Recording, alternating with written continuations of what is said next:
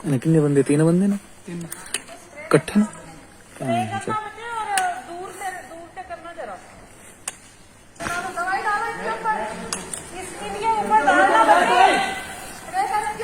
बस बस दूर से हाँ, चलो अंदर जाते रहो।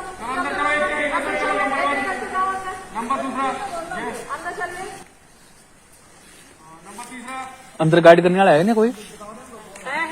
है ना? याद कीजिए, हर हाल में आपको याद होगा, ये माहौल कोरोना ने प्रदेश में अपने मनहूस कदम रखे थे। इनकी मनहूसियत भी ऐसी थी कि मानवीयता के कदम भी डगमगा गए थे। ये उस दौर का वीडियो है जब तबलीगी जमात के लोगों ने कोरोना पॉजिटिव होने पर मेडिकल कॉलेज टांडा पर रखे गए थे। संक्रमण की वजह से अब इन लोगों से दूरी सबकी मजबूरी बन चुकी थी। हालात लगातार बिगड़ते जा रहे थे, कोरोना बढ़ता जा रहा था और जिंदगी की उम्मीद घटती जा रही थी। माहौल इतना बिगड़ा कि कोरोना पॉजिटिव लोगों से उनके खून के रिश्ते ने ही दूरी बना ली। मजबूरी कहिए या फिर मौत का खौफ, समाज का एक बड़ा हिस्सा अपनों की जिंदगियों का किस्सा तमाम होते देखने पर मजबूर हो गया था। पहली बार हुआ कि ये नारा चल पड़ा कि 2 गज की दूरी है बेहद जरूरी। मंदिर बंद हो गए, मंदिरों की घंटियां कपड़ों से लपेटकर बंद कर दी गई। यानी उस दौर में जिंदगी आस्था पर भी भारी पड़ गई। जिंदगी देने वाले भगवान के दरवाजे बंद कर दिए गए। लेकिन इसी बीच कुछ ऐसे ज़मीनी भगवान जिंदगी को संबल देने के लिए आगे आए, जिन्हें कोरोना वॉरियर्स का नाम दिया गया। जिंदगी बची रहे इस खातिर इन लोगों को अस्पतालों में तैनात किया गया। इसमें नर्सिंग स्टाफ, वार्ड बॉयज़, सफाई कर्मी उन रेगुलर लोगों के साथ तैनात किए गए जिन्हें कोरोना के साथ जंग लड़नी थी। दुनिया हमेशा चलती की यार रही है। जब लोगों के अपने उनका साथ छोड़ गए, तब ये बेगाने कोरोना पॉजिटिव लोगों के अपने बन गए। अस्पतालों में तो छोड़िए, घरों के भीतर कोरोना पॉजिटिव लोगों को अलग कर दिया गया। शमशान घाटों पर लाशों को लाइन लगाकर रख दिया गया। कई मामले में तो अर्थी उठाने के लिए 4 कंधे नसीब नहीं हो रहे थे। लबोलुआब कुछ ऐसा था कि सब छिन्न भिन्न होकर रह गया था। कोरोना के इलाज की थाह लगी और इन कोरोना वॉरियर्स की ज़िंदगी बचाने के प्रयास रंग लाए तो नेताओं के चेहरों पर फिर से उम्मीद की रंगीनी दिखना शुरू हो गई। कहीं इन लोगों पर हवा से फूल बरसाए गए तो कहीं इन्हें गुलाब के फूल भेंट कर कर दिए गए। इन्हीं नेताओं ने अपना श्रद्धा भाव जताया, फ़ोटो सेशन करवाया, अपनी ब्रांडिंग करवाई। लेकिन ये तमाम लोग ठेके पर रखे गए थे, तो कोरोना के विदा होने के साथ ही इनकी विदाई का वक्त 30 सितंबर 2023 तय कर दिया गया। लेकिन इसी दौर में अगर हिमाचल की बात करें तो हिमाचल के कई नेता भी इसकी चपेट में आ गए थे। इनमें सबसे ज़्यादा निजी और भावनात्मक नुकसान प्रदेश के पूर्व मुख्यमंत्री और भाजपा के वरिष्ठ नेता शांता कुमार को उठाना पड़ा था। इनकी पत्नी संतोष शैलजा जी का निधन हो गया था और शांता कुमार समेत उनका पूरा परिवार संक्रमित हो गया था। आज दुनिया भले ही भूल गई हो, लेकिन शांता कुमार इस बीते दौर को कभी नहीं भूले होंगे। कुदरत की मार ने इन रसूखदार नेता को इलाज के दौरान ही अपना रंग दिखा दिया था। एक सामान्य सी कुर्सी और टेबल पर शांता कुमार खाना खाया करते थे। इन्हें खाना खिलाने वाले, इलाज करने वाले ये वही कोरोना वॉरियर्स हैं जिन्हें हिमाचल की सरकार हमेशा से रोज़गार के बाहर करने का ऐलान कर चुकी है। उस दौर में प्रदेश के अन्य लोगों के भी कोरोना पॉजिटिव होने की खबरें आती थी। हर किसी की जान गले में अटकी हुई थी। बेगानों के माँ बाप, भाई बहनों व अन्य रिश्तेदारों की ज़िंदगियां बचाने के लिए लगे इन कोरोना वॉरियर्स के परिजन इन्हें मौत के मुंह में काम करते हुए देख रहे थे और ये दुआएं भी कर रहे थे कि इंसानियत की सेवा में लगे उनके बच्चों की ज़िंदगी महफूज रहे। इसी दौर में कुछ ऐसी कोरोना वॉरियर्स माताएं भी थीं जिन्होंने अपने दुधमुहे बच्चों को छोड़कर ज़िंदगी का जिम्मा संभाला हुआ था।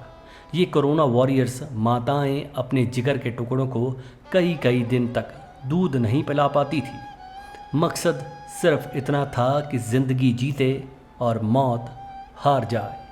लेकिन अब जिन कोरोना वॉरियर्स ने मौत को हरा दिया था, जिंदगी को सहेज लिया था, आज इन्हें एक बार फिर बेरोजगारी के हाथों कत्ल करवाने का बंदोबस्त हो चुका है। तत्कालीन जिस भाजपा सरकार के आकार को इन लोगों ने बचाया था, आज वही भाजपा चुप्पी का दामन पकड़कर बैठी हुई है। जो मौजूदा कांग्रेस सरकार है वो कोई ऐसा काम नहीं कर रही जिससे कोरोना वॉरियर्स में मचा हाहाकार खत्म हो सके। सिस्टम कितना निठल्ला और व्यवहारिक तौर पर बेईमान है कि इस बात का अंदाज़ा इसी बात से लगाया जा सकता है कि इन्हें स्वतः नौकरी से निकालने की बात कही जा चुकी है, लेकिन बेशर्मी की हद देखिए। इन्हें अप्रैल 2023 के बाद से वेतन ही नहीं दिया गया है।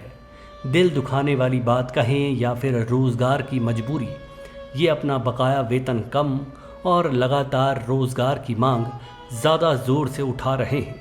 कठोर से कठोर आदमी का दिल भी दहल जाए, पिघल जाए कि इन कोरोना वॉरियर से ऐसा व्यवहार हो रहा है कि इंसानियत से भी अगर भरोसा उठ जाए तो बड़ी बात नहीं है। कोरोना में जिन लोगों की सांसें घुटती थी, उन मरीजों को यही लोग ऑक्सीजन देने का काम करते थे और साथ ही साथ खाना भी देते थे। इनकी ज़िंदगी की उमंग बनाए रखने के लिए कोरोना वार्ड्स के भीतर इनके जन्मदिन मनाए जाते थे। लेकिन आज क्या हो रहा है?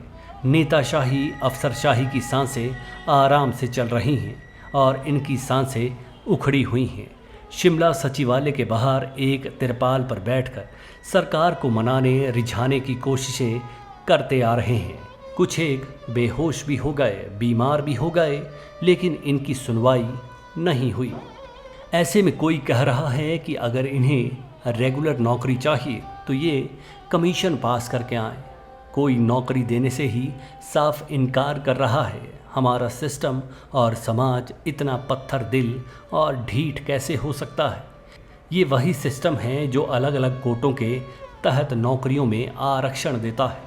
शब्द कठोर लगेंगे, लेकिन सवाल ये है कि ज़िंदगी देने वालों को नौकरी देने के लिए सिस्टम को क्या मौत पड़ रही है? क्यों इनके लिए कोई ऐसी पॉलिसी नहीं बन पा रही जिससे सिस्टम तो छोड़िए, आम आदमी का भरोसा इंसानियत पर तो बना रहे?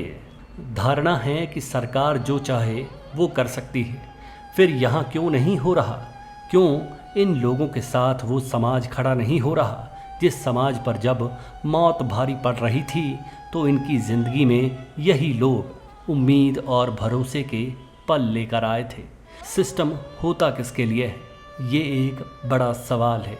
हर वर्ग के लिए कोटा फिक्स कर दिया जाता है, इनके लिए कोई कोटा फिक्स क्यों नहीं किया जा रहा? ज़रा सोचिए। दुनिया भर के साइंटिस्ट लगातार कह रहे हैं कि आने वाले दौर में ना जाने कितनी तरह के वायरस हमला करेंगे। लगातार इस संदर्भ में ऐसी खबरें भी आ रही हैं जिनसे इंसानियत बड़े खतरों से जूझती हुई नज़र आ जाती है। अगर पुनः किसी ऐसे वायरस का हमला होता है तो कौन से लोग इससे लड़ने के लिए आगे आएंगे? क्योंकि भरोसा तो पहले ही वायरस से लड़ने वाले लोगों का सरकार और सिस्टम तोड़ ही रहे हैं। भगवान न करे कि फिर से कोई ऐसा वायरस आए, मगर आएगा तो ये भी तय मानिए कि बचाने के लिए भी कोई आगे नहीं आएगा। अभी सरकार की हेकड़ी भले ही जीत जाए, लेकिन तब ये तय होगा कि ज़िंदगी हार जाएगी। तब शायद हम लोगों के पास ये कहने का वक्त भी नहीं होगा कि जाओ पहले कमीशन पास करके आओ। लानत है ऐसे सिस्टम पर जो मानवता को भी नियमों की आड़ में बेमौत मारने पर बैठा हो। इससे बड़ा झन्नाटेदार थप्पड़ सिस्टम के मुंह पर क्या होगा कि टांडा मेडिकल कॉलेज के भीतर ही नर्सिंग स्टाफ में तैनात एक बहन कोरोना के प्रचंड काल में गर्भवती थी। पेट में पल रहे बच्चे के साथ कोरोना पॉजिटिव मरीजों की सेवा में लगी थीं। उस माँ ने उस दौर में अपने बच्चे की ज़िंदगी की भी परवाह नहीं की थी। मगर अब देखिए, अपनी जान बचाने वाले कोविड वॉरियर्स से अपनी जान छुड़ाने के लिए सरकार और सिस्टम क्या क्या कर रहे हैं।